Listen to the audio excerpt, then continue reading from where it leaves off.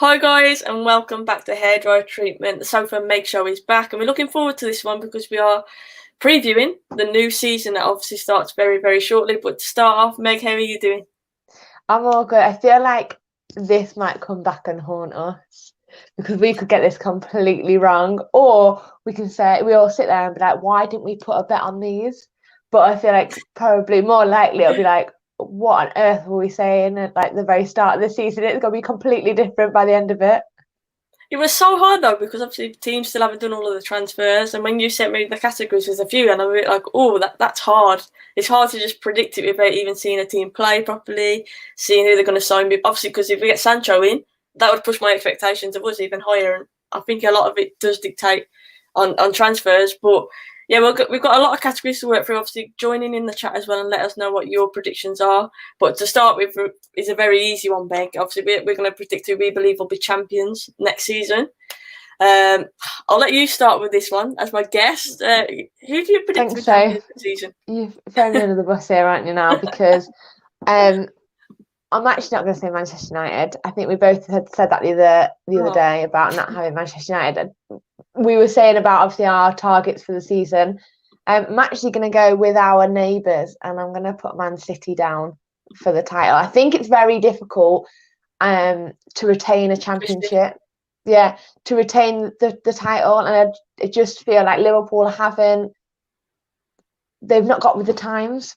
People are spending and catching up with them. They've not put anything in their team to like really bolster it up again. So I think for me, I'm going to go with a Man City Premier League title. See, it's so hard because you see, like City, obviously really underperformed. They didn't replace Company. I'm expecting them. Obviously, they have made a few signings already, and I'm expecting them to strengthen. I think Messi coming in would have been a big turning point. I think if they got Messi, I'd be like, yeah, Man City are going to win the league. I genuinely think that he would take them to the title. But if you look at Liverpool, I think if they get Thiago in, I think he has that extra quality, that winning mentality. But I do feel like if Liverpool are going to, because obviously we know how hard it is to defend the Premier League trophy, and I do think that if Liverpool are going to do that, they need to bring some more competition and some more quality into their squad. And I'm not saying they haven't got a quality squad. I'm just saying, like you saw after they won the trophy, it was like in their heads, we've won it now. They've already hit that level. So what's going to take them again to raise the level again? And I think it's going to take quality coming in. And like I say, competition, we mention it all the time, competition for places is healthy. And if you're bringing in a Champions League winner, a player like Thiago, I just think he'll add extra experience. So I do think Thiago will end up at Liverpool. And I think I'm going to have to say I think Liverpool are going to win it again because I do think they are a special side, and it kills me to say that. But I just think they're so good going forward. Van Dijk, I think, is immense at the back. And like I say, Thiago coming in, I think he has that quality. But one thing I'm hoping to see is a much tighter race. Of course, last season I think it was an absolute joke, and I'm hoping that it's going to be more toe-to-toe this season, Meg. I'm really surprised that you've gone for Liverpool. Firstly, I thought better than that of you, really. but I am really Of course, I'd surprised love to sit here and say United. Of course, I'd love to sit here and say United going to batter every team, easy. But you have to be realistic, and I do think they'll be closer to the top two this season. But I still think them two, it's going to take some catching up, isn't it? But do you actually believe then it's still a two-horse race? You think it'll be Liverpool, City, or can you see maybe? I'm going to mention a team here, Chelsea. I don't think they'll be up there, but they've made some incredible signings. They have made some incredible signings of individual players. Now, it's if Frank Lampard can get those players working as a team, and I'm not sure. I don't know. I don't see it right now. I need to see them actually perform. Right now, going off paper, they have got an incredible team, but you could have all the names on the list, but you might not actually gel together. So for me, I think you just need to see how they get on firstly, see if we can actually get them playing together. But not for the champions. This is a good point. It says it's the dog. It says if we make a couple of good signings, we're in with a shout. So I'm going with Wolves. Wolves is an interesting one for me, like next season, because obviously last season they had a fantastic season, did well in Europa. And I'm just thinking, like, can Wolves, and Megan's just dashed, I don't know where she's gone, but I want to keep talking about Wolves anyway. Can Wolves repeat that this season? Obviously, they made another signing last night, another Portuguese signing, funnily enough. Can Wolves keep that up? And Meg, I don't know what she's doing, but she's back. You right, Meg? I completely froze on the screen, and I couldn't hear what you were saying, and I just thought I'm just gonna go off and come back. So I apologise. I want to say a massive thank you to, is it Lebo or Labo? Hi, Soph and Meg. Have been waiting forever to hear you speak about this. Shout out to you, women, and I love the content. Thank you so much for the super chat. Really appreciate it. And yeah, we're going to keep putting the content out. We're really enjoying doing this, and the response has been really positive. So thank you to you in particular, especially for the support, and thank you to everyone in the chat supporting as well. But as you disappeared, Meg, and you dashed off for a second, I was talking about Wolves. I said that Wolves have strengthened again. They've signed another player last season. They obviously exceeded expectations. But would you class them there as one of the big teams? I know it sounds kind of patronising when you say it like that, but one of the bigger clubs in the league. I mean, another team that I think will be interesting is the likes of Everton, who've signed Hammers, for example. They're making big moves. I mean, it's hard to predict until you see the new signings play, isn't it? Yeah, they are, and I think they obviously have strengthened in their team, but I don't see it. I couldn't see it now and be like, Wolves are a big team. You've done it for one season. It's not like if they talk about, like Liverpool, greatest team ever, they haven't won it or been consistent enough to be the greatest team ever for me. So, yeah, for Wolves, I think they've got a couple of seasons yet if they want to. It's like Leicester. Leicester have won the Premier League, and last year, they were in with a shout of top four. They've obviously finished fifth, but they're not being classed as a big team because they haven't done it consistently enough, and Wolves haven't done it consistently enough. I'll be interested to see how they manage playing European football and the Premier League and cup competitions. I think they might drop off. I agree. Yeah, and obviously they needed to get a bigger squad. Last season they had a small squad being in Europe as well. And I think it did take its toll on them after lockdown. I thought it might be a good break for them, but I did think they looked tired towards the end of the season. So we'll see what happens there. The Mr. Arsenal podcast says smash up them likes, people. I appreciate that, guys. Please hit the like button if you're in the chat, and thank you for the comment. For all this is in the chat as well, so I hope y'all two both are good. Doing very well, thank you, Flawless. Hope you are good as well. I'm still waiting for this Sancho signing though, because Flawless was adamant it is happening. The confidence was oozing, so we're still waiting on that one. But the next one, obviously, we're all waiting. I've seen a few people in the chat already predicting this, but we're going to have a go at predicting what we think the top four will be. Are we going to go in any particular order, Meg, or are we just going to go what we believe how it'll finish next season? I've got an order. Okay. I wish it was different, but I'm being realistic. I'm not sitting here saying, like, I've not sat here and said Manchester United are going to win the league. I'd love for them to win the league. Everyone here probably, except for probably the Arsenal man who was just in the chat, but like the majority of us are Manchester United fans. We want to sit here and say we want to win the league. We're going to win the league. I don't see it happening. My top four, like I said, I would like it to be different. I'd like to put Manchester United higher, but I'm being realistic. So I have got an order. Have you got an order? We don't know what each other have put, by the way. People in the comments. No, we don't. Good evening to Nicole. Nicole is in the chat. Go and follow Nicole, obviously one of our ladies in red. Hope you're doing all right, Nicole. But yeah, me and Meg we've not spoken about these choices. Meg literally gave me the categories, and at work today I've jotted my answers down. We literally have not discussed it, so it's a surprise to us as well. Flawless has still got the confidence. He said it's still here. Sancho is en route. I hope you're right. I really hope you're right. It's taken a bloody long route. It's gone the scenic way. Wait, what's he coming by? Paddle boat? What's he coming? Got a dinghy and he's rowing across the channel. Longstop says Liverpool will win the league again. I think they will, and obviously I don't want it to happen, but I think they will. So Meg, do you want me to start with my order? The top four? Go on, you go for your top four. So I've gone Liverpool, City, us third, but I'm hoping the points are closer this season. And then I've gone with Chelsea in fourth. That's my top four. And that's me hoping that, like you mentioned earlier, are Chelsea's players going to kick-start the season, or they're going to settle? It depends on that. But judging on the signings they have made, I think they should be up in the top four. So that is mine. Liverpool, City, us, and then Chelsea. Get in the chat, guys, and let us know as well. In the chat, Vincent just put, Meg, you sound like you lost the belief to win the league. I haven't lost the belief, but I am being realistic to where Liverpool and Man City are, to where we are. We're not there yet. We're not at the. We've put Liverpool with 30-odd points. That's 10 games. That's a 10-game win difference. So, I just don't feel we're like at that level just yet. But shock horror, I have gone exactly the same, bar the Man City and Liverpool. So I've got City to win the league. Liverpool second, United third, and Chelsea fourth. But this is where, Nicole, There you go. told you earlier, we've got great minds. I said to Nicole earlier about this. But I think the Manchester United, I want us to be third, but I don't want it to be on goal difference, obviously. I want that to be a solid third place finish. I want to be finishing above Chelsea on points. I also want, I'm very demanding tonight, I want that gap to be reduced. That's what our aim. That's it, isn't it? That is, as a fan, that's my aim. If we close that gap, am I happy? Yeah. Am I ecstatic that we haven't won the league? No, obviously. But am I happy that we're closing? Yes, definitely. Yeah. And I think you look at like Liverpool won the league and it was so early that they won the league and there's so many points. You know, it's just stupid. And even the race for top four, like so many teams were bottling it. You're not going to have another season like that.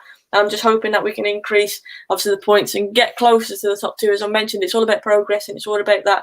And also winning a trophy this season, I think that's important for us. After getting in semi-final after semi-final last season, I think we need to win a trophy. I think that's something that should be an objective for this season. But every season you want to build on the last one. So if you've got to 3 semi-finals this year, those semi-finals need to be transitioned into finals. That third place finish on goal difference needs to be transitioned into a third place finish by points or above. We should not be aiming for anything less than that. If that's the standard you're setting, then that's a minimum requirement now. Everything else should be above that, personally. This is an interesting one. Leicester and Wolves is put into the top four. Leicester's a team that they started off so well. Obviously, they're in the top four for ages last season, and then it just dipped, didn't it? Jamie Vardy stopped scoring goals, had a few injuries, and it just dipped. So it'll be interesting to see how they start off next season. Obviously, one of the most memorable moments was when they absolutely battered Southampton. That was just incredible. Crazy that game was so crazy. But moving on to the next one. Player of the season, who we feel the player of the season will be, and obviously it doesn't have to be a United player. It could be from any team. It could be a new signing who's come in. Who do we feel will be player of the season in the 2021 season? Go on, Meg. You said it didn't have to be a Manchester United player, but for me it is, and it is, and it will be. I'm going to put pressure on him here. If he performs like he did for the half the season that he did last season, to transfer that into a full season this season, there will be riots if it doesn't go to Bruno Fernandes. I'm not saying I will be rioting. I'm not that kind of person, but if he performs like he did for the entire season this time round, there is no way that you could not give it to Bruno Fernandes.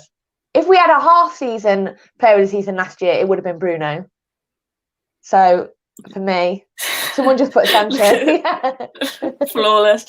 Greenwood. I would love Greenwood to kick on, and obviously he's got some sucking up to do, to be honest, after what he's done at England. So, yeah, I hope he's a great running. A lot of people say Bruno. Havertz is another one who's had a few votes as well. De Bruyne, obviously, he's just quality, isn't he? He's had more votes again. It's about him staying fit, really, for me. Obviously, he's had a lot of injuries, and I think if De Bruyne stays fit, he's quality. Bruno, and to be honest with you, Meg, I've gone with exactly the same here. I said Bruno Fernandes. That's who I've gone for. Someone's already predicting the Golden Boot. We are going to predict that in a minute as well. Oscar said Paul Pogba, if he stays fit, stays healthy, stays fit. It's an interesting one because I did think Pogba played well when obviously he was playing alongside Bruno. I did think he was playing well. He was doing the gritty stuff as well as doing, obviously we know he can spray passes and whatnot, but I thought he was grafting in the middle as well. And he did improve, definitely. They're bringing the best out of each other. Their link-up play is very good. They bring the best out of each other in terms of positioning as well. And obviously with Van der Beek coming in as well, it's more competition for that central area. So Pogba's got to perform more. Bruno's got to perform, for example. I think that helps us. Labo says, my top four is going to be Liverpool, Man City, Chelsea, and the surprise team being Arsenal.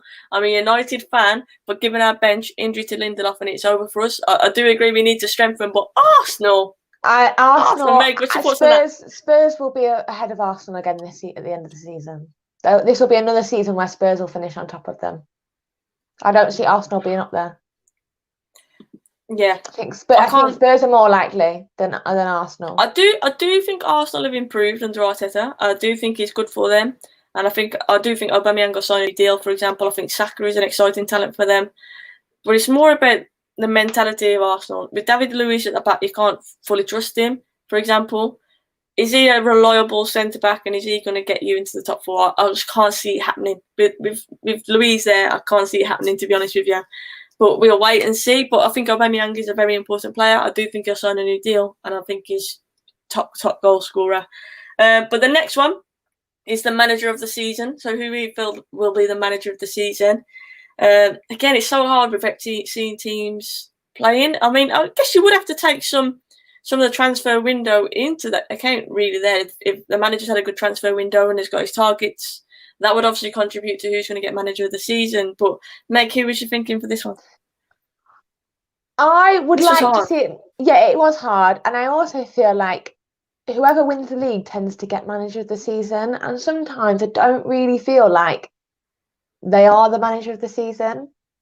Because they've got. I thought Nuno from Wolves should have got mentioned last season. Precisely. And I think Chris Wilder has done. You look at that Sheffield United team, and they performed better than I think the Liverpool team in terms of expectations. People expected Liverpool to win the league last year. Nobody expected Sheffield to be in the position that they were for that amount of time. And so I think Chris Wilder actually getting them into that position and keeping them in that position, okay, they dropped off at the end, is probably more of a feat than Klopp getting Liverpool to win the title. That's how I feel. So I think obviously manager of the season, it has gone to the Premier League winners. So I have put Pep in brackets because it's not who I think will actually be the best manager, but I think it'll probably be the person who wins the league. So I had to kind of balance it out. I put City, so I'm going to put Pep. But I actually, in my heart, think Bielsa will get it from Leeds. A few people have said that in the chat as well. I just want to answer this one. GT and SR, George said, where's Everton finishing? It's a good question. I've mentioned the signings they've made. Doug has answered him in the chat and he said 10th. I'm going to say 8th. I think Everton will have a decent season. I think they'll get 8th this season. I'm going to answer that one. Bielsa, manager of the season. Bielsa. See, I agreed with you, Meg. I put Klopp because I put Liverpool to win the league, so I think it normally goes to the league winner. But yeah, it depends on what the criteria is to get manager of the season. Like I say, transfers could come into that. Bringing young players through could come into that. For example, obviously Greenwood started a lot of games last season. Ollie deserves credit for that. And I think it depends, but I'm going to base it on who I think is going to win the league. So Liverpool and Klopp being manager of the season. But of course, I would love it to be Ole Gunnar Solskjaer and us being the league winners to go along with that as well. I would love it to work like that, but we'll see. Diego says, hit the likes of 200. Please hit the like button, guys, if you're enjoying the content. We'd appreciate it. But the next one is the surprise team. Who we think is going to be the surprise team this season. Again, without seeing the signings and without seeing a team play, it's so hard to do this. It's really hard. If you want me, Meg, I can start on this one because go on, you go because obviously Sheffield were probably the surprise last year, so we'll see what this season throws out at us. Yeah, I agree. Sheffield did well last season. I've put Everton down with a question mark because of the signings. Like I said, it depends how they gel. But I think Everton could do well this season. And another team I've put is Aston Villa. I think Villa being their second season in the Premier League, you would expect them now to make reinforcements, make signings and push on. Like you mentioned, teams want to build on last season. They're going to need to build on the season before. And Villa are a team that I've always wanted to keep in the Premier League because they're local to me and I just think they're a big club and they should be in the Premier League. So I think it'll be interesting. And then the other one I put a question mark by was Newcastle. So there's 3 teams I've put for surprises. It's hard to know. Do you want the whole table, so? And then, I'll have Sheffield United as well. And then if I'm choosing one out of those 3, I might go Newcastle because I think them fans have suffered for years and years. I'm going Newcastle. Because of the signings they've made, good Premier League proven players. They've done good business as well. Obviously, they've just leached off Bournemouth, who've got relegated. But yeah, I'm going to go Newcastle. That's the team I'm going for the surprise. That's fair. So I was reading the comments. Everybody keep sending your teams into us or the answers that you've got for this because I was watching as they come in. People are throwing all different teams in there, but there's a lot of people laughing about Villa. The team that I initially wrote down was Newcastle. I feel like they could come good this season. Now is their time. Obviously, they had that transfer, the takeover, and it's not gone through. But I feel like they will kick on. they have signed players. They have trebled the amount of signings they've had this season compared to the last 3 seasons. So I put Newcastle down. I just think they will come good. But then I also put Southampton. I feel like they might be up there. I feel like they will be pressing, and I think they play so well as a team together. They defend from the front. That 9-0 loss last year was the turning point for them. And the Project Restart, I think they had a really good spell. Yeah. If they can continue that into the new season, Southampton could be a real shout for European places, I think. Yeah, definitely. Lebo says player of the season given to Martial, and young player of the season, and a manager of the season being Klopp. Martial's a good shape for player of the season. I think last season he had a fantastic season, and I'm hoping he can kick on and push on from that. Obviously, if Sancho comes in as well, I think that will help. But it's going to be interesting. George says United to be the surprise. I hope so. We've all mentioned that we don't think they're going to win the league. That would be an amazing surprise, wouldn't it? Definitely. In terms of Villa, though, I know Villa were awful last season, but like I said, they're a big club in my opinion. I see them as being a big club. They won't be satisfied with just about scraping it last season. I'm expecting them. And like I say, I think very disappointed from last season. Yeah, and Son Watkins obviously is a promising young talent. A lot of people feel he's going to be a good signing. I'll wait and see that one. But yeah, I'm just expecting him to improve on last season. The next one is the surprise player, and this one I found really hard because obviously you're looking at all the new signings coming into the Premier League, but until you've seen them playing in the Premier League, it's a hard judgment. But Meg, I'll let you start on this one. Who did you go for the standout surprise player of the season? I went for Pulisic from Chelsea. Oh, okay. Good season last season.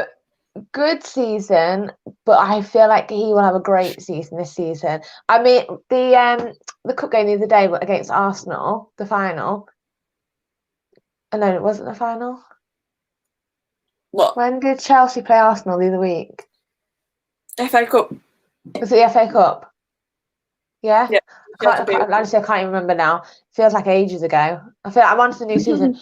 But I was talking to an Arsenal fan, and he was literally like, I celebrated Pulisic going off like I celebrate a goal, because he knew how much of a threat he was. That's how much he wanted him off the pitch, basically. So for me, I think he's so young, he's so talented. Obviously, they talk about like him being the new Hazard for Chelsea. You can see it. You look at the signings coming in that Chelsea have made, and you still see him playing. I wouldn't say that he's somebody that's going to make way for any of the new signings. So, yeah, I'm going to go for him. It's a good show. I've actually gone for Van der Beek because he's a player I saw. Yeah, he's a player I saw in the Champions League bits and bits, and obviously he looks decent. But I'm not going to sit here and lie and say, oh, I know everything about Van der Beek and I know he's going to be absolute quality. I haven't sat and watched YouTube compilations of him. So for me, he's a bit of a surprise package anyway. I'm excited to see him playing in a United shirt, see how he's going to fit into the squad. But I think he's going to be a pleasant surprise this season. Obviously, I've heard a lot of good things about him. Craven there saying he's going to be the best player in the Premier League. I hope you're right. But yeah, I'm excited to see him play, and I feel like he's going to be a pleasant surprise. He seems to be the perfect kind of player that we share. You mentioned it. He's a grafter. It's a perfect attitude. He seems like he's good for the dressing room, and I'm excited to see him play. And he's my surprise player. And hopefully that's right. I would like that to be right anyway. You asked me who I think the highest promoted team will be. So obviously a team that has just come up. So we've got Fulham, Leeds, and who's the other one? West Brom. West Brom. Oh, how can I forget them? We've missed the West yeah. Because mine would have answered, but we've missed the relegation zone. Oh, go on then. But mine would have answered the highest promoted team as well, because I put 2 of them in there. Okay, so actually, to be fair, a few people in the chat have said who's going to be relegated, so we'll roll with that one first. Relegation. I've got mine. Fulham and West Brom. They're coming straight up. They're going straight back down. I don't feel like they'll stay up. If they do not invest, I agree with you. And then I'm stuck between Brighton and Burnley. I think Burnley's time's up. I hope it's Burnley. Burnley have got to be in relegation. I hope it's Burnley. So praying Burnley are like bottom, get no points, and they're off. Boring Burnley. Yeah, I just feel like their time's up a little bit. They're not really offering anything. as you always mention, it's a boring game. Nobody be like, oh, we're playing Burnley this weekend. They're just blockers, and then No they'll one's just shove up the excited for Barnes it. up front to graft and score a scrappy goal. Like, you can just read it, but it happens week in, week out. I hate Burnley so much, but they're hard to beat, and that's why they've stayed in the Premier League so long. Oh, then I put Brighton. I feel like, again, they don't offer much. They don't really what? It's a mixed bag. A lot of people are saying Fulham, West Brom, like you said, and I agree. I mean, I remember watching the playoff final, and it was like, standard was absolutely shocking. And you think these are coming up, if they do not invest, they're going to struggle, Fulham, and I feel the same about West Brom. A lot of people have been putting West Ham in there, David Moyes. West Ham are one of these teams at the minute who just keep scraping year in, year out. They keep scraping it and staying in the Premier League, and I do think their time is coming to get relegated. They're on a downward spiral at the moment. Yeah, on and off the pitch, they're falling apart. I'd also like to see selling key players. Yeah, imagine if you had the all or nothing documentaries on West Ham. Imagine if it had started already. Yeah, I'd have loved to know what's going on in that club. Dugout says Villa will get relegated, so Villa, Fulham, West Brom. I think Villa's an interesting one, and I'll say why in a minute. I don't want to ruin one of the categories that we've still got left to answer, because that's who we think will get sacked first, so we'll talk about that in a minute. But I'm going to say, like I said, I think West Ham's time's coming, but Brighton was another one that was kind of tying me. If I'm going to go West Ham, West Brom, Fulham. That's my three. I'm going to go with them West Ham, West Brom and Fulham. Yeah, that's my three. So Leeds? No. I don't see that. Leeds, you got to say, like, other teams that have come up, you'd say that they're the one, and it answers the next question, they're the ones that I think will be the highest promoted finishing. I can't see them going straight back down. Of course, we can always hope and pray, but I can't see that one happening. Lego says, young player of the season is Sancho. Sorry about that. And do you think Van der Beek and Sancho will be a good transfer window? And then Fulham, West Brom and Villa. Thank you for the super chat again. What's your thoughts on that? Do you think Van der Beek and Sancho is a good window, or do you think that we still need that defender? It's a good window. Is it the window that we all expected? No. It's like a surprise window. It's like, Van der Beek was a surprise. Sancho, it's been dragging on for so long. But yeah, I feel like we need that defender. So it's not what we need. It's a good window. It's an unexpected one. Sancho, I think, was priority from the off. So I think if you get Sancho, you'd say, and then you've got Van der Beek as a bonus, I think you'd say it's been a decent window. But of course, a lot of people are saying this is the time when we can poach and get players because of the pandemic. And this is our time to take advantage, because other teams you mentioned earlier aren't investing. We can maybe close the gap. So I think it's an interesting one. But I think Sancho is a priority. If you get him, I think it's been a decent window, definitely. But I still do think with probably three players. If you get Sancho in, I'd say at least another 3 players off where we need to be, in my opinion. The next one then, Meg, we said the highest promoted team would be Leeds. We think Leeds have finished the highest from them. But first to be sacked is the next one. In the chat, let us know. A few people have said already who they think. So I've put Dean Smith down. Oh, sorry, just in the chat, loads of people are putting Lampard. There's pressure on Lampard. But yeah, I completely agree. And I can see the thought process, because if he doesn't make it with the money that's being spent, they'll get him out and get another top manager in straight away, because they've invested. There's no excuses really for Lampard now, is there? So yeah, there's a lot of pressure on him. I'm going Dean Smith, and I'm presuming they'll get some money in, and the Villa players will have the new manager boost, which is why I'm saying I think Villa are better than last season. But I'm expecting them not to have the best start. And I think Smith will be sacked, and it'll be where someone comes in and lifts them. I mean, what's your thoughts on that, Meg? I can see that. I can see why perhaps they need to get off on a good start as well. They don't want to be where they were last year, scraping about at the very end of the season. For me, I've put Sean Dyche. I feel, and I said it earlier when we were talking about Burnley, and I feel like, with Bournemouth, they've kind of just, last year, Eddie Howe took Bournemouth as far as they can go. It just placeboed out. There's nothing left for. When you get the same old, thing day in, day out, training, it's the same. And I'm sure they mix it up, but I mean the same faces. You've got to find self-motivation from in there, and I don't think perhaps Sean Dyche it's in that kind of rut stage now, and I feel like Burnley and him have run their course. He was having words, wasn't he, with the board and stuff, and then it kind of smoothed over again. But Yeah, I agree. It seems a bit of a jagged relationship. I feel like it's run its Yeah. course now. There's Shane says, well, ladies, thanks for the good work. Thank you, Shane, for supporting. Hope United can get Sancho and 2 other players in. And let's see what our points total is next season. What do you think? I completely agree. We've mentioned that we want the points to be closer than the teams above us last season. Obviously, we can get above them. Amazing. But yeah, I think the gap was far too big, and it's about narrowing that definitely this season. Mark touched on that, obviously, when we interviewed him the other day as well, how he thinks it shouldn't be a position focus, it should be a points total focus this season. Interesting way to look at it. Reese, thank you for the super chat. It says Lampard, Rodgers, Bilic, Parker, and Potter to be relegated before the season is over. Okay, interesting one. Bilic is an interesting one because obviously he has managed in the Premier League before at West Ham. Has he got the? I mean, they've signed a few players. Doug has touched on it here. Thank you, Doug, for the super chat. It says West Ham is a good shout. They are absolutely in turmoil. Players are angry at the fact that Diangana, I think you say it like that, has signed for West Brom, and obviously Noble openly commented on that, saying that he was disgusted that the club had let him go, and there is no money for West Ham to spend to invest as well. Yeah, it does seem a mess there, doesn't it? I mean, Moyes is in charge as well, so you got to feel for West Ham fans at the moment, haven't you? You really have. And I felt sorry for them because I think they had Upton Park, and then I know they've got this glamorous stadium and whatnot, but let's be honest about it. I mean, there's no fans at the moment, so it doesn't make much of a difference, but when there are fans, they're so far away from the pitch, it must be hard to build up an atmosphere.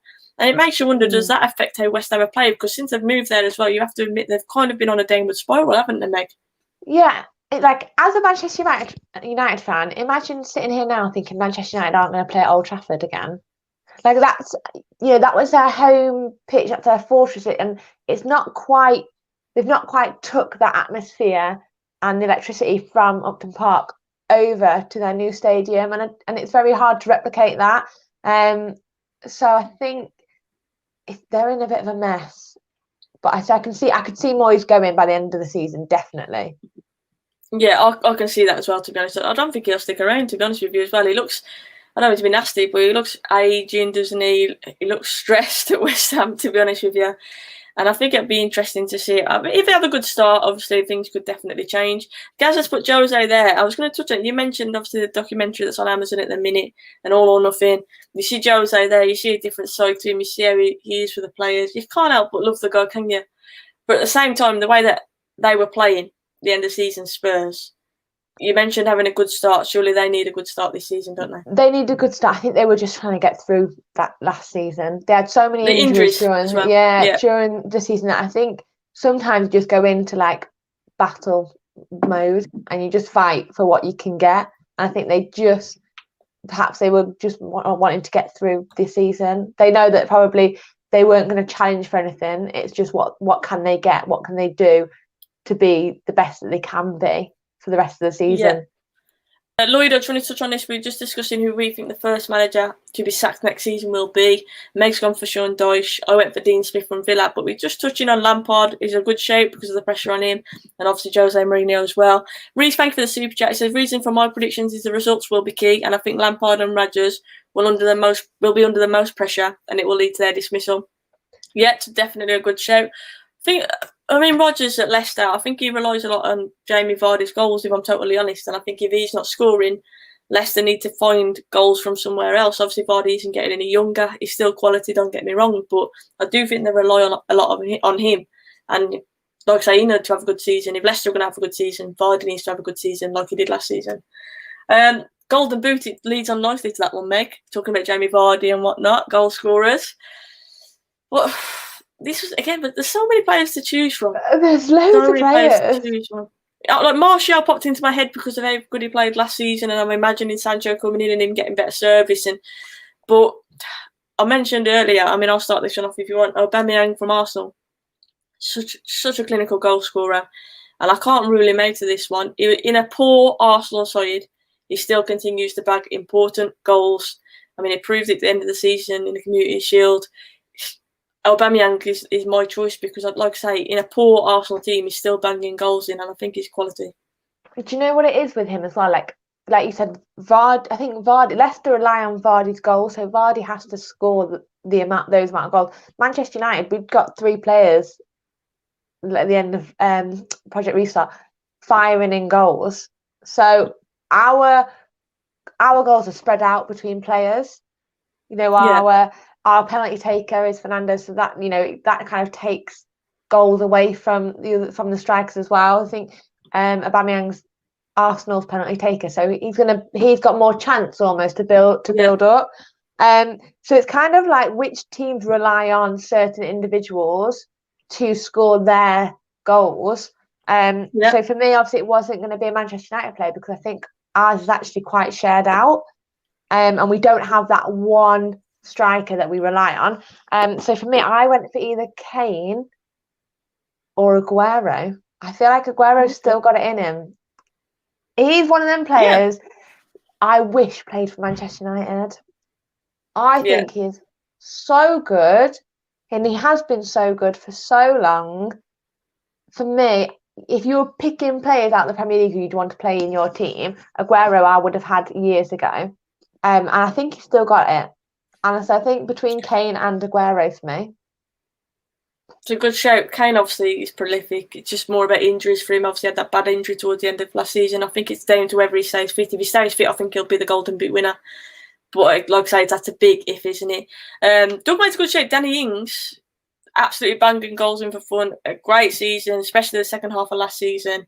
He's a very good shout. And Werner, obviously, it's hard to comment. Like I mentioned at the start of the video, until we see these new signings play, we don't know how they're going to settle. It's really hard to comment. But definitely, Werner is a goal scorer. And he's a player I'm interested to see in the Premier League. But Danny Ings is a great shout, definitely. Mane, another good shout. Aguero is so underrated. Someone just said that Natty P said Aguero is so underrated. He's just such a quality striker. And I imagine him to be an absolute nightmare to play against. Yeah, but that leads on to play against the other end of the pitch, Meg. Obviously, the defensive side. We're talking about goalkeepers in particular, which is just a big talking point for United at the moment. But the Golden Glove next season, who's going to take that? That's hard. So hard. Really difficult. Said that about every question. It's just really hard to talk about. Really difficult. I think at Manchester United as well, we don't even know who's going to be our number one. So I was like, well, it could be Manchester United, but I don't know which keeper it might be because I don't know who he's going to pick. And how do you choose between Henderson and De Gea at the moment? I feel like that's going to have to be probably done on form. We don't get to see training, and I think it's very easy to go off games if they make a mistake in the game, but then they're on fire throughout in training in the week. What do you do? So yeah, someone just put Kepa. Someone said Kepa. No. Someone said Edison. Kepa could be, to be fair. No, I don't think he will be. I don't think he will, but it could be. I'm not minding off your opinion. It's your opinion, but yeah, a lot of different keepers coming up in the chat, mate. Can't even help you out here. I went City for the title, so I've gone for Edison to keep clean. You know what I've gone with? I've gone with David De Gea. I know that might be controversial. Because Henderson coming in, we mentioned competition all over the pitch is good. I'm hoping De Gea sorts his head out because some of the errors he made towards the end of last season simply weren't good enough. You can't defend that. Simply weren't good enough. And yeah, every now and again he just pulls off a save and you think, wow. Yeah. It just reminds you what he is capable of. And so yeah, I'm having faith in David De Gea. I'm hoping that he turns a corner and Henderson pushes him, basically. So you think De Gea will be number one for United? I think it all depends on how they're training pre-season, and we'll play friendlies, and I think whoever's in the best form should start, and I think that's the way it should go all over the pitch. I genuinely think that if a player is performing better in training and a player is in form, they start, and I think it should be no different for a goalkeeper. I think if you're dropping straight away, you got to, especially for a goalkeeper, you got to think of someone's confidence. I think it should be a clean slate. Henderson and De Gea in training, whoever is doing the best, whoever does the best pre-season in fixtures, they start. That's my opinion. So I'm hoping Henderson pushes him to the next level, and I'm hoping De Gea sorts his errors out because, like I say, last season it wasn't good enough. But then, I mean, for Spain, he did it the other day. Every now and again, he pulls out like a wonder save, and it just reminds you actually De Gea is capable of this. But at the same time, some of the mistakes he made, he put you on edge. So I think it's an interesting one with him. I think it's wishful thinking on my behalf saying De Gea. I'm hoping that Henderson pushes him to the next level, and we get the best out of him again. That's what I'm hoping for. Well, that would be a perfect scenario, wouldn't it, Soph, really? Exactly. That's what I'm going ideal. I promise you I'm not drinking anything alcoholic, it is just apple juice, but I'm going with De Gea. There's no sauce in there. Something Definitely special. not. Yeah, and I think Ole Gunnar Solskjaer is a big part of De Gea. I think he needs to lift his confidence. I think his head was a bit shocked, to be honest, last season. So I'm hoping that Ollie works on him a little bit and boosts his confidence. Because obviously, keeper in particular, I think confidence is a big thing, isn't it? If your head drops, if you make a mistake as a centre midfielder, you've got someone around you will make a tackle and help you out. If you make a mistake as a goalkeeper, 9 times out of 10 it ends up in the back of your net. And that's just the way that it is. That's why I would never be a goalkeeper ever. Not for me. Not for me. For all the weeks I've been sipping, I'm not, honestly. You know what? I find it really mad talking about football that hasn't been kicked yet. Like, I find it really hard. And I think it's more my imagination running a bit wild, what I hope will happen. Obviously, do you know what we should do? So I don't hope that. But Soph and I have both got a little sheet to write in that we've jotted our notes down on. I'm going to keep mine, and come Christmas we'll have a mid-season review about where we stand and whether we're sticking with what I think. We said at the start of this, and it's down on page. It's down on video now, that this will come back and haunt us. But we'll do a mid-season review and we'll see if we're going to stick or twist on our predictions, and then we'll do one at the end of the season, and we'll look back at this and think, "Wow, we were so wrong," or we could be so right. I was like, why did I choose De Gea, man? What am I doing? why did I have so much faith in United players? No, it's wishful thinking. I'm just hoping that at the end of the day, he's a human being and he has been a liability. Rebuilder just said there he has been. But like I say, you don't stumble across Manchester United or Spain, number one. He's a quality goalkeeper. He's no doubt about it. He's just made a few questionable mistakes, and I'm just hoping we can iron them out and get the best out of him again. If not, I think Henderson will start, and I think Henderson is going to do fantastic at United. And he should be already, but I think he will be England's number one. I think that's the way it should be. Dugout, thank you for the super chat again. Make sure you go and subscribe to Doug's channel. He's doing fantastically well over there. Obvious choices would be Alisson or Edison, but I'm going for Rui Patricio. Wolves are pretty solid at the back, and they've had a good season. Cody obviously played for England the other day. For a Scouser, I must admit, I do think Conor Cody is a very good centre-back, and it hurts me to say that. But I think at Wolves, being dropped back from that centre midfield position to the sweeper centre-back, I think has suited him perfectly. And Patricio is definitely a very, very good goalkeeper as well. Lone Star says in December, was Sophie really on apple juice when she made those predictions? You are going to be thinking, I want some more apple juice in my life when we get to December and you see that I've got everything spot on. You're going to be wanting some apple juice, honestly. You're going to be like, I want whatever she's drinking. Reece says Rui Patricio as well. Yes, I agree, he's a quality goalkeeper. Alisson obviously is quality. Edison. We've got a lot of good goalkeepers. Notice I didn't mention Kepa in that sentence, by the way. But yeah, I'm joking. We've got a lot of good goalkeepers. I'm just hoping that we get the best out of our players. And that's, like I say, wishful thinking, definitely. But who knows what will happen? It's football. I've seen stranger things happen, definitely. Let's just hope we get through the season. Meg, I've seen Phil Jones taking corners. I've witnessed Phil Jones taking corners for Manchester United, so come at me, Flawless. Anyone can come at me. This is what I'm saying. But yeah, I'm excited for the season to start. Also nervous. I'm just hoping that we get Sancho over the line before the season does start. I'm hearing a lot of rumours that there's going to be more than one signing. Obviously, Reguilon is another one that's been mentioned. Tellers is another one. I think it's going to be an interesting one. I'm just hoping that I still feel we're a few players away. I still feel we need to get some signings in, and I'm hoping we can do that just before the end of the transfer window. But I'm feeling confident, Meg. As a United fan, would you say you're feeling confident? Yeah, I think you've got to be from what we've seen. If they can produce that, then hopefully we can continue producing that. So yeah, I am feeling quite confident. I think there's more pressure on us this season.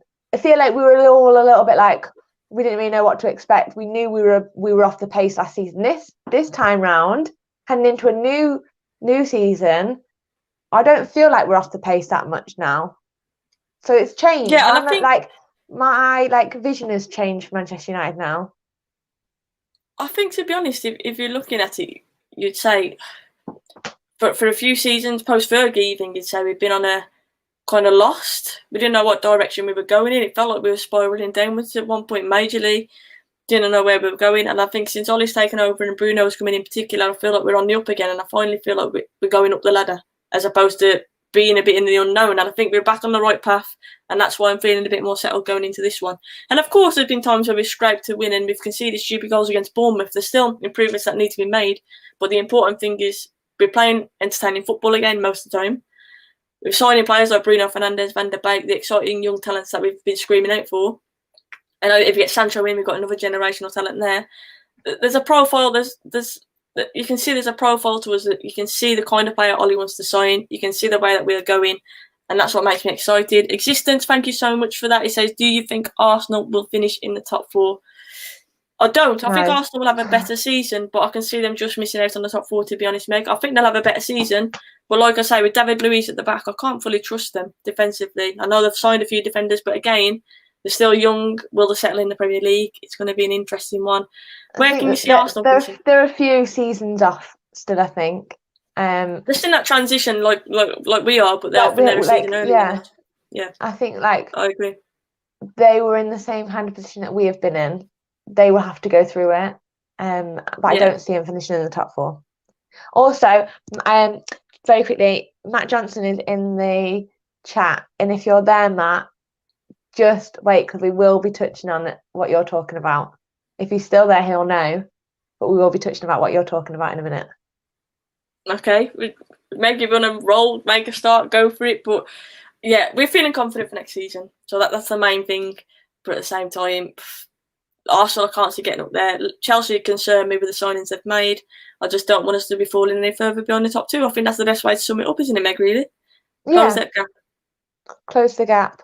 But we want to touch on, because obviously on hair dry treatment, I want to get more women's football content out there. Obviously, me and Meg went to a game against Man City just for the end of the season. Their fans aren't allowed in, and hopefully that'll start up again soon. But yeah, we want to touch on women's football here a bit more as well. 2 fantastic signings have just been made, and Meg is absolutely buzzing, I know, with these 2 signings, as am I. I mean, Meg, touch on that. Go on, talk about the signings. We are slacking a little bit on the signings for the men's team, but boy, are we not slacking in the women's team. Let me tell you, when we have made signings in the women's team this season, we have made signings. We're making movements in the women's team. And this is, we talk about Manchester United, and we're not just talking about the men's team. We are talking about Manchester United as a whole, their women's team as well, making moves in the game. They have signed 2 World Cup winning players, and they are fantastic. When it's like, if you're a Manchester United fan, this is like signing when we signed Pogba and when we signed Fernandes. For me, that's how good these 2 players are coming in. It's this will and they're only on for a 1-year contract, but having them, that talent in the likes and people getting to train with them will only increase the talent of everybody else as well. So if you don't know about Manchester United women, you need to go and find them. They started the season at the weekend against current champions Chelsea. We came away with a 1-1 draw. I think that's a 1-point gain. It's not a 2-point loss. They played well. I watched it. They played well. The goal was a team goal. Yeah. But yeah, Tobin Heath and Kristen Press. Wow. Big names. Mad. It's exciting, isn't it? And in terms of, like we mentioned, they're still failing in Manchester United women's team, but they're competing with the champions. Last season, I thought, as the season went on, I thought we improved. Lauren James is still a very exciting talent for me. When I watch Lauren James play, she excites me, and I'm hoping to see more. Press and Heath have 306 international caps between them. Incredible signings. I completely agree. And like we've said with the men's team, I'm interested to see how they settle, but at the same time, I'm excited to see new players playing in the league as well. And it's just great for women's football.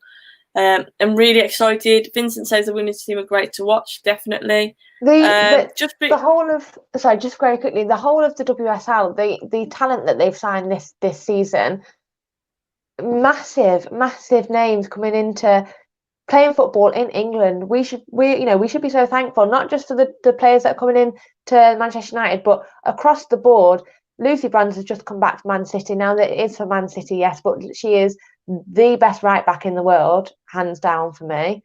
and she's playing back in England, it's only going to increase the talent across the thing. It's going to push teams to be better. And I feel like Lyon have won the Champions League. I feel like it's going to be coming to England very soon. I feel like we will have a winner from England in the Champions League very soon. Yeah, just been as every Premier League club will wear "No Room for Racism" on their shirt sleeves this season, replacing the Black Lives Matter. It's good to see. Obviously, there's no room for racism. We say in football, but in the world, for me, there's no room for racism, and I think it's important that we keep echoing that and keep being united against racism. And I think it's good to always to have it on the shirts. I agree with that completely. I don't think we should have it on the shirts. Like, I think racism shouldn't exist. It just baffles me, but it does, sadly, and I think it's right to draw attention to it, definitely. Abbas, you're not welcome if that is your thought. Definitely, that's absolutely disgusting, and we will not have that on this channel. Everyone, I mean, with Black Lives Matter and everything that has gone on across the world, the constant kneeling before a game. I mean, Meg, what's your thoughts on that? Do you think that should continue? Do you think that is a strong message when the players take a knee? Yeah, I think it is, and I think it's good that it's still being shown. This is something that's not got the conversation doesn't need to go away. This is a conversation until racism dies out that we should be having every day, and we should be actioning and anti-racist innovations. And it's not good enough just to brush it aside anymore. This is something that we have got to be active against. Yeah, I agree. What do you ladies think about the England women's team right now? They seem to be going through a bit of a rut at the moment. Meg, what's your thoughts on Phil Neville? I'm going to come out and ask it. Obviously, there's a lot of talk around his future and whatnot. And then obviously, do you think it was Phil Neville? Do you think it's now for, obviously, we've got a new coach, and do you think it's about bringing new talent through? I feel like we keep playing the same names, and I feel like it needs freshening up a bit. I don't know if you agree with me on that one. It felt the same at the men's team, and obviously we brought a lot of young, exciting players through. But I feel like the women's team kind of need that. It's going to be opened up. The England women's team's just been announced, and now we're going to talk about Manchester United players. Katie Zellen's been brought up. Ella Tooney she'll be some talent in that England team. They're getting their chance to get into that squad, and their first call up, and then it's taking it from the first call up into your first game. It's difficult. It's a difficult scenario because you feel like you're almost playing for two managers right now. You've still got to impress Phil Neville, but you've also got, in the background, somebody new coming in, but they're not quite your manager just yet. But you've got to be impressing two sets of people. I think it must be a very difficult scenario. But like I said, the girls that have been called up for their first camp, it's now going from your first camp to your first game, putting the effort in, and I think they will. I think I've seen on Twitter, they're so grateful to be called up. I don't feel like there will be any mistakes being made. I don't feel like there will be any boys going to the hotel. I feel like they will be taking it very seriously. And it's great. I mean, it did make me laugh though. Some of the tweets saying Greenwood still managed to score in his debut and stuff like that. It did make me laugh. Even if I'll be honest, I haven't really spoke about it, to be honest, because I get that boys will be boys, and I get that, and I know he's young and he's made a mistake. But for me, I'm not being funny. For your debut, I would be like carrying Southgate's bags. I'll be bringing him breakfast in the morning. I'll do anything he wants me to do. It's all about setting an example. Apple on his desk, yeah. Yeah, like you've got to. That's your first impression. And I think it's a big, and I'm really disappointed with Mason. I'll openly say that, and obviously Phil Foden involved as well, and we all know personally as well that's affected a lot of people, and I think that's not on. But I get boys will be boys, like I say, I understand that. But for me, it's more the fact that it was his debut. Like, I would be doing anything to impress Southgate on my debut. I'll be doing anything to try and break into that first team. I'll be absolutely petrified and shit scared of putting a foot wrong, because you want to obviously create a good impression on your debut, and to do that, I just think it's really disrespectful. And like I say, I know it's a simple mistake, and I'm sure Greenwood will bounce back, and I'm hoping on the pitch he repays obviously what he's done. But I've got to be honest, I was just disappointed. That's the only word I could sum it up with. I was disappointed, Meg. And what was your take on it? Oh, you're doing like the real mom talk. You're not angry, you're disappointed. Yeah, if you ever saw that, I'm sure he'd be very upset with you. Because I do feel like you kind of have to feel like that towards Mason Greenwood. He is a kid at the end of the day. He is like your disappointed mum, but like I say, it's his debut, and I couldn't get my head around the fact that on his debut he's done that. I feel perhaps it will be a mistake because I feel like he will never do it again. Because I feel like he's going to learn so much from the mistake that he's made. Yes, he's still a kid, but I've just seen the thing. He's a kid, but he's playing in the first team at Manchester United. He's playing for a senior team in England. You can't just say he's a kid, okay? He was naive, and that's an extremely good word to use. You think that he probably would get away with it. You haven't. I feel like we won't see Greenwood making that same mistake twice. It was a mistake, and it's human at the end of the day. People do make mistakes, and like I say, that's why I'm not sitting here and slating him. I'm just saying that I was disappointed in what he did on his debut, and I'm sure Southgate felt the same as well. I totally agree, Sophie. We need to be careful as United fans. We need to slow down on the hype train. Fame can get into anyone's head. Of course it can, and we need to keep him grounded. I completely agree.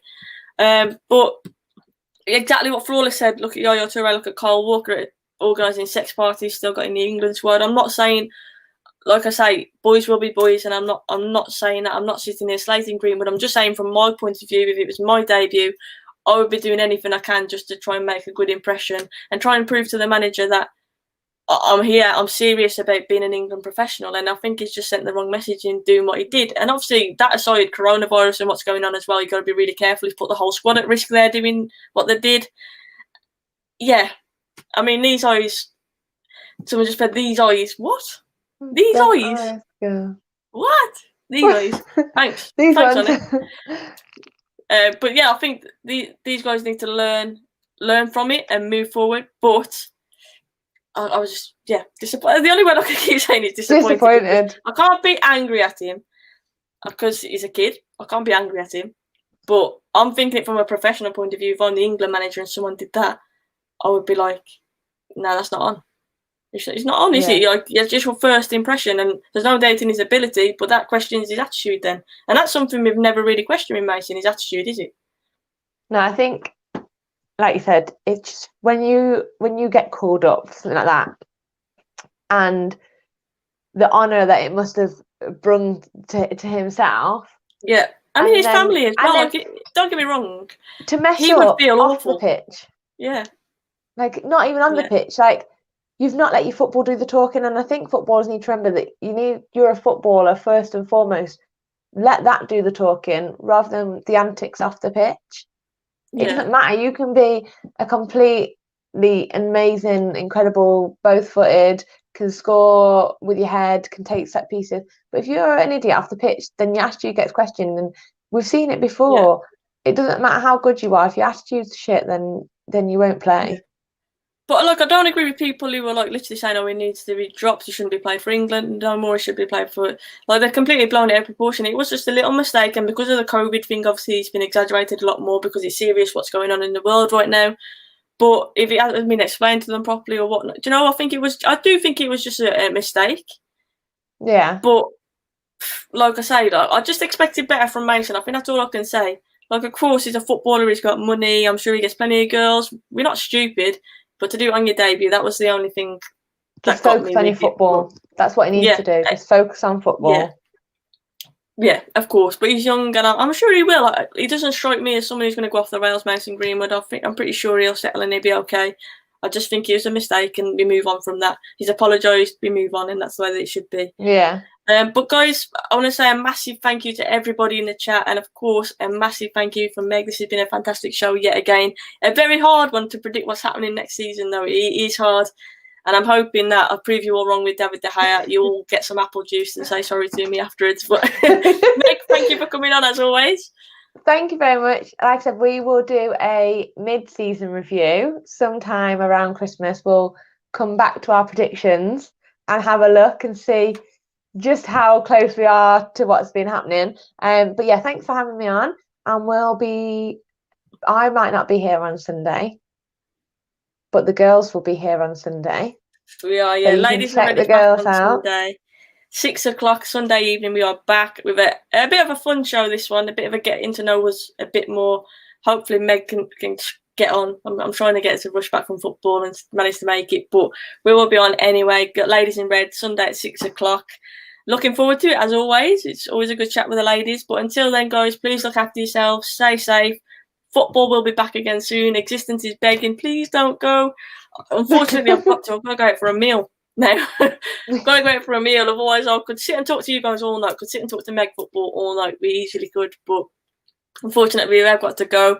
But like I said, we'll be back. I am on Top of the Cops tomorrow at 6:30. I will be sending a link out on Twitter if you guys want to catch me over on that channel.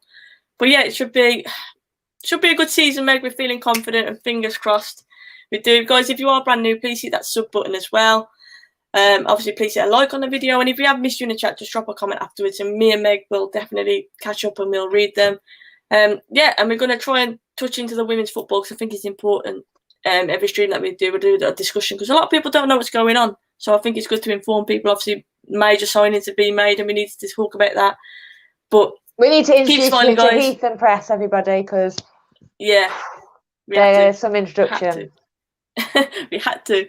But guys, obviously, until Sunday, take care, look after yourselves. We'll see you very, very